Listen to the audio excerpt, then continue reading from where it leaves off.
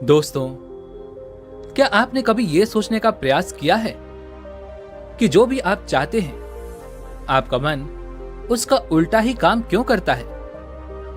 आप खुद से ये संकल्प लेते हैं कि आज से मैं सारे बुरे काम छोड़ दूंगा, लेकिन आपका मन बार बार उन्हीं बुरे कर्मों की ओर आपको खींच ले जाता है। जैसे मान लीजिए, आप में से कुछ लोगों को सिगरेट पीने की तो आदत होगी ही।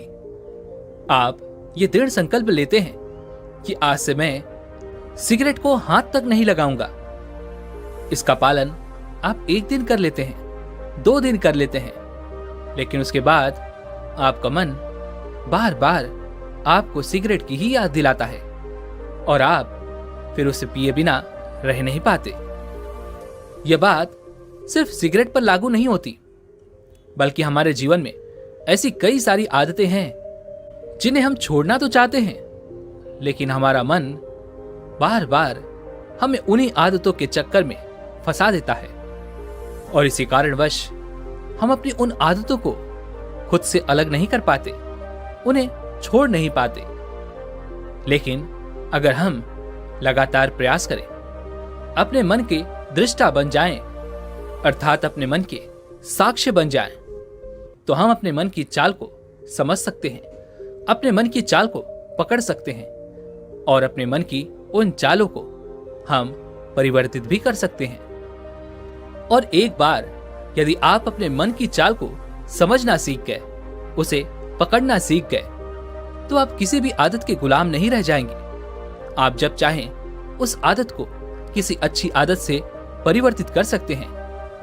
किसी गलत आदत की जगह आप अच्छी आदत अपना सकते हैं, जैसे कि ब्रह्म मुहूर्त में उठना, या फिर ऐसा कोई काम जिस काम में हमें आलस्य आता है।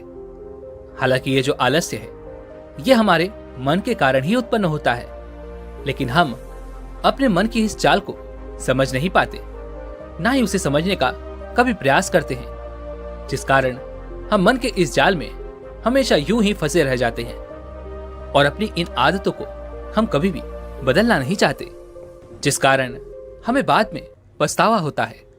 हम खुद को दोष देते हैं, खुद को प्रताड़ित करते हैं, क्योंकि हमारे पास इसके अलावा और कोई चारा भी नहीं बचा होता। तो आज की जो बहुत कहानी मैं आपको सुनाने जा रहा हूं, इस कहानी के माध्यम से आप ये समझ सकते हैं क्यों हमारा मन हमें अपने आलस्य के इस जाल में फंसा कर रखता है, क्यों हम अपने मन के इस जाल को समझ नहीं पाते, क्यों हम इसे पकड़ नहीं पाते और क्यों हम अपने मन के इस जाल में निरंतर फंसे रहते हैं और यहां से निकलने का हम प्रयास तक नहीं करते। बहुत समय पहले की बात है, एक छोटा सा राज्य था। उस राज्य में एक गुरुवर अपनी कुटिया बनाकर रहा करते थे। उनके साथ उनके कई सारे शिष्य भी वहीं पर शिक्षा ग्रहण किया करते थे। उन्हीं सभी शिष्यों में से एक शिष्य ऐसा था जो केवल अपनी बातें करता था। वह गुरु की बात कम सुनता और अपनी बात ज्यादा कहता था, क्योंकि उसे अपनी बातें लोगों को बताना बहुत अच्छा लगता था। वह उसी में हमेशा मस्त रहता। एक दिन की बात है, वह गुरुवर अपने सभी शिष्यों को ज्ञान की बात बता रहे थे। वह कह रहे थे कि हमें ध्यान क्यों करना चाहिए, ध्यान का क्या महत्व होता है। इन्हीं सभी विषयों पर वह गुरुवर अपने सभी शिष्यों से चर्चा कर रहे थे और उनके सभी शिष्य उनकी सारी बातें चुपचाप मौन होकर बड़ी एकाग्रता के साथ सुन रहे थे। वह गुरुवर अपने सभी शिष्यों से कह रहे थे कि आप किसी भी प्रकार का ध्यान क्यों ना करें, आपको उस ध्यान की गहराई में उतरने के लिए अपने भीतर प्रेम जागृत करना होगा। आपको निरंतर अपने मन का निरीक्षण करते रहना होगा कि आपके मन में किस प्रकार के विचार आ रहे हैं और किस प्रकार के विचार जा रहे हैं। वह गुरुवर अपनी बात पूरी कर पाते उससे पहले ही वह शिष्य बीच में बोल पड़ा, हे गुरुवर, क्षमा कीजिएगा, लेकिन मैं बहुत दिनों से अध्ययन कर रहा हूं, मैं बहुत दिनों से ध्यान करने का प्रयास कर रहा हूं, पर मैं ध्यान कर ही नहीं पा रहा। मैं अपने मन का निरीक्षण कर ही नहीं पा रहा। मैं अपने आने जाने वाले सभी विचारों को ध्यानपूर्वक देखता हूं, उनकी गहराई में उतरने का प्रयास भी करता हूं, उन्हें समझने का प्रयास भी करता हूं। लेकिन उसके बावजूद भी मेरे मन की इन आदतों में किसी प्रकार का कोई बदलाव नहीं हो रहा। ऐसा क्यों गुरुवर?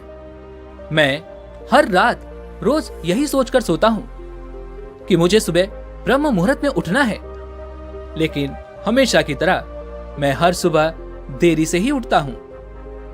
मैं हमेशा यही सोचता रहता हूं कि जब मैं सुबह ब्रह्म मुहूर्त में उठूंगा तो ध्यान करूंगा, अपने मन में आने वाले विचारों को ध्यान से देखूंगा, उन्हें समझूंगा और उन्हें बदलने का प्रयास करूंगा।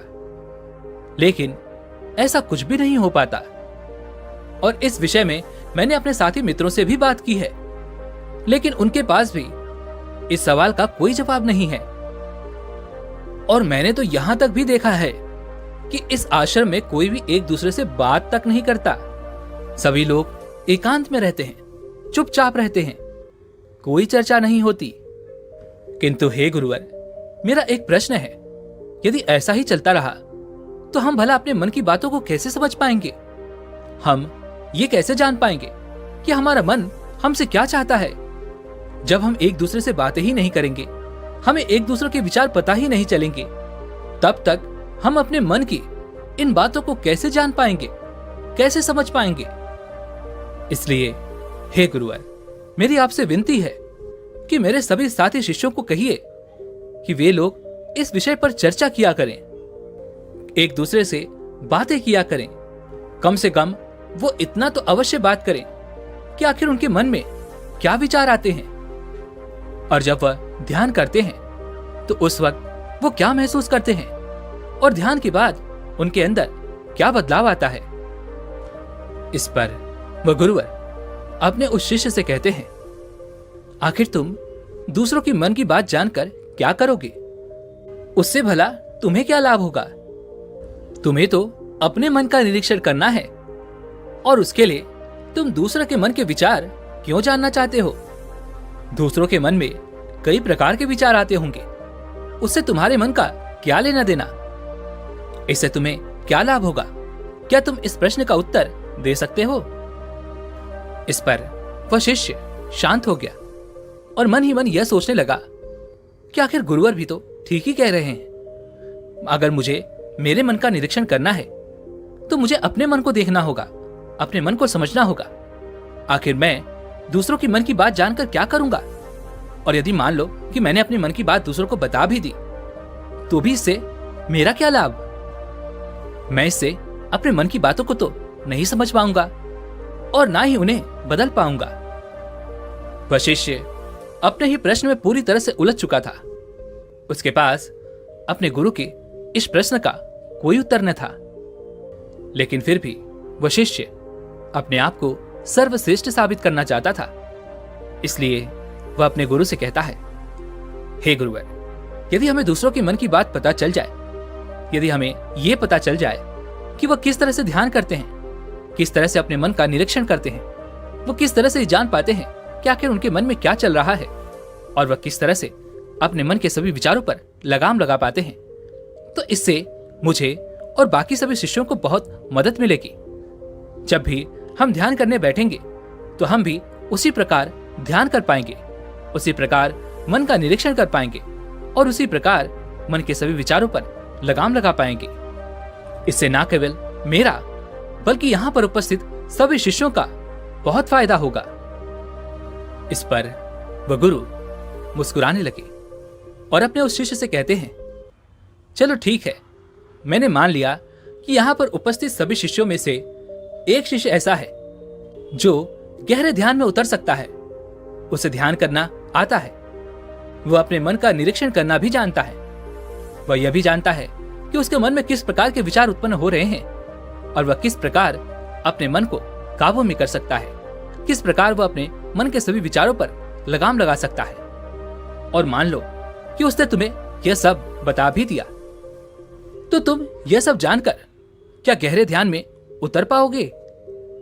यदि तुम ऐसा सोचते हो तो तुम सबसे बड़े मूर्ख हो, क्योंकि यदि तुम इस प्रकार की प्रक्रिया करोगे तो तुम अपने ही मन के बनाए हुए जाल में बुरी तरह से फंस जाओगे और फिर वहां से निकलना तुम्हारे लिए नामुमकिन हो जाएगा। यदि तुम्हें यह पता चल गया कि कोई शिष्य किस प्रकार ध्यान में उतरता है, तो तुम्हारा मन केवल उसी प्रक्रिया पर काम करेगा और तुम वर्तमान में होकर भी अपने मन की मनोदशा को समझ नहीं पाओगे, बल्कि तुम्हारा मन तो केवल उसी प्रक्रिया में उलझा रहेगा कि आखिर वह शिष्य इसी प्रक्रिया से ध्यान में उतरता है और मैं उस प्रक्रिया का इस्तेमाल करके ध्यान में क्यों नहीं उतर पा रहा। तुमने तो अपने मन को एक काम दे दिया है कि उस प्रक्रिया का इस्तेमाल करके गहरे ध्यान में उतरना है, लेकिन तुमने तो अपने मन को काम दिया है और अब से तुम्हारा मन तो केवल उसी काम पर लगा रहेगा और देखते ही देखते तुम भी उस काम में सम्मिलित हो जाओगे, तुम भी उस काम से जुड़ जाओगे। तो अब तुम मुझे यह बताओ कि ऐसी अवस्था में तुम अपने मन का निरीक्षण भला कैसे कर पाओगे।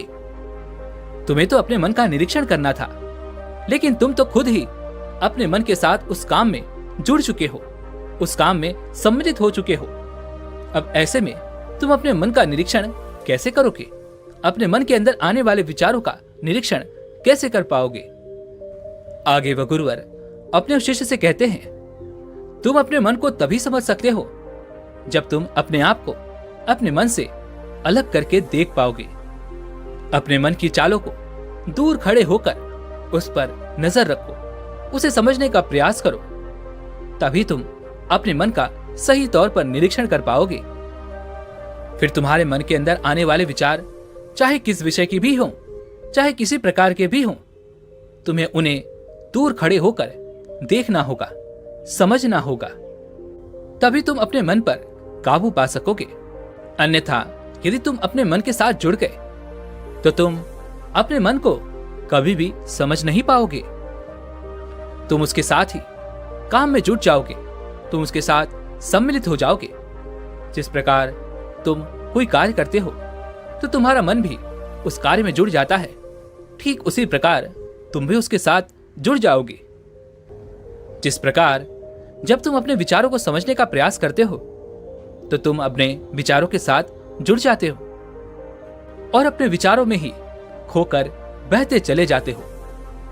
इस बात का अनुभव तो तुमने किया ही होगा। इस पर वह शिष्य तुरंत ही हाँ में सर हिलाते हुए कहता है, हे गुरुवर, आप सही कहते हैं। जब भी मैं ध्यान करने बैठता हूं, जब भी मैं यह सोचकर बैठता हूं कि मैं आज अपने मन का निरीक्षण करूंगा, अपने मन के अंदर आने वाले सभी विचारों को देखूंगा, तो मैं देखते ही देखते अपने उन विचारों में खो जाता हूं, उसमें बहता हुआ चला जाता हूं। और कुछ समय बाद जब मुझे यह ध्यान आता है कि मैं तो अपने मन के सभी विचारों का निरीक्षण करने बैठा था, तब मैं वापस एक बार यह कोशिश करता हूं कि मैं अपने मन के सभी विचारों का निरीक्षण कर पाऊं, उन्हें देख सकूं, उनका दृष्टा बन जाऊं। लेकिन देखते ही देखते कुछ ही समय के बाद मैं एक बार फिर से अपने सभी विचारों में खो जाता हूं और इसी प्रकार फिर एक बार बहता हुआ कहीं और चला जाता हूं। तभी वह गुरुवर अपने सभी शिष्यों से कहते हैं, जिस प्रकार एक क्रोधित व्यक्ति अपने क्रोध का निरीक्षण नहीं कर पाता, अपने क्रोध को समझ नहीं पाता, अपने क्रोध को देख नहीं पाता और वह अपने उन विचारों के साथ जुड़ जाता है, वह अपने गुस्से को ही अपना अस्तित्व मानने लगता है। और यही कारण है कि वह यह कभी नहीं देख पाता कि वह क्रोध आखिर उसके जीवन पर क्या प्रभाव डाल रहा है और उसका क्रोध उसके मन को किस प्रकार प्रभावित कर रहा है। और जब वह क्रोध से बाहर आएगा तब उसे अपनी बातों पर पछतावा होगा, अपने किए हुए पर पछतावा होगा। लेकिन फिर भी वह अपने मन की इस जाल को समझ नहीं पाएगा, वह अपने मन की इस चालाकी को देख नहीं पाएगा, क्योंकि उसके पास यह कला है ही नहीं कि वह अपने आप को अपने क्रोध से अलग करके यह देख पाए, यह समझ पाए कि क्रोध उसके जीवन पर, उसके मन पर किस प्रकार प्रभाव डाल रहा है। और इसी चीज के लिए तरह तरह के अभ्यास बने हुए हैं, ताकि तुम उसके निरंतर अभ्यास से अपने आप को अपने मन से अलग करके यह देख पाओ, यह समझ पाओ कि तुम्हारा मन तुम्हें किस तरह से अपने जाल में फंसा रहा है और तुम किस तरह से उसके बुने हुए जाल में फंसते चले जा रहे हो। इन अभ्यासों के निरंतर अभ्यास से तुम यह देख सकते हो कि तुम्हारे मन का असली स्वरूप क्या है।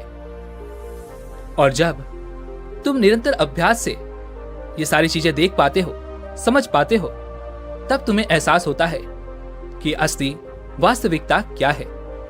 और तब तुम्हें यह भी पता चलता है कि हमारे मन में ये जो आने वाले विचार हैं, ये तो आने जाने वाले हैं, लेकिन चेतना वह हमेशा इंसान के साथ ही रहती है और हमारी चेतना उसे हमेशा देख रही होती है और वह हमेशा जीवित रहती है। वह कभी नहीं मरती, वह नित्य है और हम उसे ही चेतना कहते हैं। चेतना कभी किसी चीज से बंधी नहीं हुई होती। जितना तुम्हारा होश है, दूसरी चीजों को उनके स्वरूप में देख पाने की कला तुम्हें तुम्हारी चेतना से ही मिलती है। जितनी प्रकार की तुम्हारी चेतना होगी, उतनी ही अच्छे तरीके से तुम सभी चीजों को खुद से अलग करके देख पाओगे, समझ पाओगे और उनका निरीक्षण करने में सक्षम हो पाओगे। इसलिए अपनी चेतना को मजबूत बनाओ, अपनी चेतना को ऊपर उठाने का काम करो, ताकि तुम अपनी चेतना से किसी भी चीज का असली स्वरूप देख पाओ, समझ पाओ और उसका निरीक्षण कर पाओ। इस पर वशिष्ठ कहता है, हे गुरुवर, आप बार बार चेतना के स्तर को ऊपर उठाने की बात कर रहे हैं, तो इसके लिए तो हमें हमेशा होश में रहना होगा और हम अधिकांश समय तो होश में रह ही नहीं पाते। तो हमें हमेशा होश में रहने के लिए क्या करना होगा? इस पर वह गुरुवर कहते हैं, तुम्हें अपनी चेतना के स्तर को ऊपर उठाने के लिए मौन रहना सीखना होगा। चुप होकर तुम अपने आप को, अपने मन को, अपने अंदर आने वाले सभी विचारों को देख सकते हो, समझ सकते हो, अपने सारे अनुभवों का अनुभव कर सकते हो। तब तुम्हें इस बात का भी पता चलता है कि तुम्हारे अनुभव आते हैं और तुम्हारे अनुभव चले जाते हैं। यह अनित्य हैं, वह हमेशा हमारे साथ नहीं रहते, लेकिन हमारा मन हमेशा उन्हीं अनुभवों को पकड़ कर रखता है। जैसे कि जब हमारे मन को कोई अच्छा अनुभव होता है या कोई खुशी मिलती है, तो हमारा मन बार बार उसी खुशी को पाने का प्रयास करता है, उसी अनुभव को पाना चाहता है और इसी कारणवश हमारी चेतना हमारे मन के अधीन हो जाती है, उसकी गुलाम बन जाती है। और कुछ ऐसा ही हाल एक सिगरेट पीने वाले का भी होता है, एक दारू पीने वाले का भी होता है और उन सभी का भी होता है जो किसी न किसी बुरी आदत का शिकार है। उन सभी की चेतनाएं उनके मन की गुलाम है और इसी कारणवश वो अपनी इस आदत से छुटकारा नहीं पा पाते। किंतु यदि तुम अपनी चेतना को अपने मन की इस गुलामी से आजादी दिलाना चाहते हो, तो तुम्हें मौन रहना सीखना होगा, तुम्हें चुप रहना सीखना होगा। जब हम मौन रहते हैं तो हमारे मन में विचारों की संख्या कम होने लगती है। हम दूसरों की बातें ध्यानपूर्वक सुन पाते हैं, समझ पाते हैं और उन पर विचार भी कर पाते हैं, कौन सी बात सही है और कौन सी बात गलत। जिस प्रकार तुम बार बार मेरी बातों को काटकर अपनी बातें कहने का प्रयास कर रहे हो, यह अच्छी बात नहीं है। यदि तुम अपनी चेतना को अपने मन के इस जाल से निकालना चाहते हो, उसे अगले स्तर तक ले जाना चाहते हो, तो तुम्हें अपने मन को खाली करना सीखना होगा। जब तुम अपने मन को खाली करोगे, तब तुम्हें अपनी चेतना का असली स्वरूप दिखाई देगा और तब तुम अपनी चेतना की शक्ति को पहचान पाओगे। और तभी तुम्हें इस बात का भी एहसास हो जाएगा कि तुम किस प्रकार से अपनी चेतना को अगले स्तर तक ले जा सकते हो और किस प्रकार से हम हमेशा चैतन्य रह सकते हैं, क्योंकि चैतन्य ही हमारा असली स्वरूप है। लेकिन हम आजकल की इस जीवन में उसे भूल चुके हैं। हम अपने मन के अधीन हो चुके हैं और अपनी चेतना को अपने मन के हवाले कर चुके हैं। इसलिए तुम्हें चुप रहना सीखना होगा, शांत रहना सीखना होगा, अपनी चेतना को अपने मन से छुटकारा दिलाना होगा और यह तुम चुप रहकर ही कर सकते हो। अपने मन के विचारों को देखना शुरू करो। और उसके अनुभवों को महसूस करना शुरू करो। जब तुम अपने मन के साक्षी हो जाते हो तो तुम अपने मन के दृष्टा हो जाते हो, उसे देखने वाले हो जाते हो। तब तुम्हें पता चलता है कि तुम्हारे मन में किस प्रकार के विचार आ रहे हैं और किस प्रकार के विचार जा रहे हैं। तुम ये भी देख पाते हो कि जब हमारे मन में एक विचार आता है तो दूसरा विचार चला जाता है, और जब दूसरा जाता है तो तीसरा आता है। इस प्रकार जिस तरह सड़क पर भीड़ चल रही होती है, जहां एक आदमी जाता है तो दूसरा आता है, और जब दूसरा जाता है तो तीसरा आता है, और यह प्रक्रिया इसी प्रकार अनंत देर तक यूं ही चलती रहती है।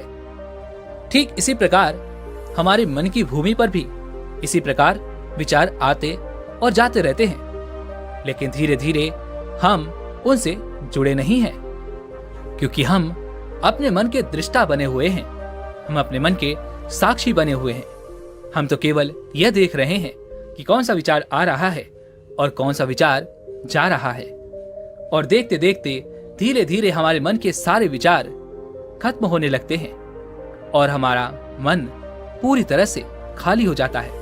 हमारे मन की भूमि पूरी तरह से साफ और स्वच्छ हो जाती है। तब उस वक्त हमें पहली बार यह एहसास होता है कि चैतन्य होना कैसा लगता है। चैतन्य की शक्ति को हम पहचान पाते हैं। तब हम पहली बार चैतन्य का असली स्वरूप देख पाते हैं, और उसके लिए बस हमें मन की उस भूमि से कुछ खरपतवार को हटाना है। उसके लिए हमें कोई बहुत मेहनत नहीं करनी है, बस हमें अपने विचारों को देखते रहना है। किस प्रकार एक विचार आ रहा है तो दूसरा विचार जा रहा है। बस इसी प्रक्रिया को हमें लगातार देखते रहना है, उसका निरंतर अभ्यास करते रहना है, अपने मन का दृष्टा बने रहना है, और देखते ही देखते सारे विचार एक एक करके विलीन होते चले जाएंगे। लेकिन इसके लिए हमें चुप रहकर अभ्यास करना बहुत आवश्यक है। चुप रहकर तुम्हें अपने विचारों का आत्मनिरीक्षण करना होगा, अपने मन की भावनाओं को समझना होगा। तुम्हें देखना होगा कि जब तुम्हें क्रोध आता है तब तुम कैसा महसूस करते हो। तुम्हें खुशी होती है या फिर दुख, या फिर किसी से घृणा होती है। जब हम भावनाओं के अधीन हो जाते हैं और हमारा मन अति उत्तेजित हो जाता है तो हम उत्तेजना की वजह से उन भावनाओं को अलग होकर देख नहीं पाते। लेकिन अगर हम उत्तेजित ना हो और शांत होकर चुप रहकर अपने मन की सभी भावनाओं को देखने का प्रयास करें, उसे समझने का प्रयास करें, उसे जानने का प्रयास करें, तब हमें अपने मन का वास्तविक रूप देखने को मिलता है।